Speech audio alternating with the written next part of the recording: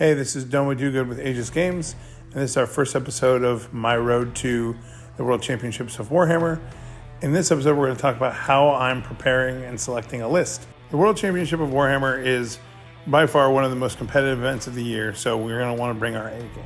So with this tier list by Art of War, we're going to start by eliminating any faction that either don't have significant recent competitive experience with or is in the lower tier, as well as armies that I have low confidence that I can play competitively.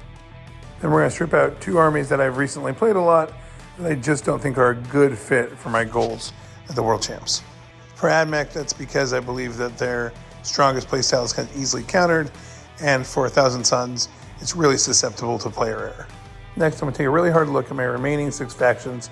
So Grey Knights, because of the amount of reps, precision it requires. I'm going to cut World Eaters because it's kind of a monophase army without significant shooting.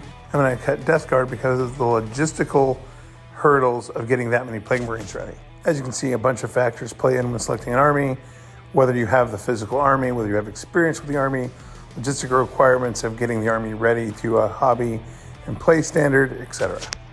Because this event is in November, all of these logistical requirements do play a factor in my army selection. This leaves us our top 3 armies for playtesting.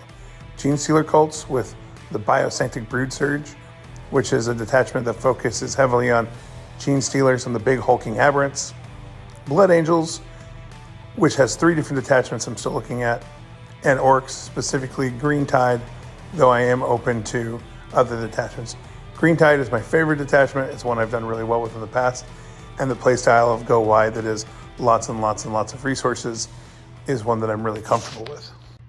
And that's it. With 3 factions selected, it's now time for list theory and playtesting. So join us for the next one, where I start going through why I'm selecting specific lists, why I'm looking at specific builds, and some of the results of my playtesting.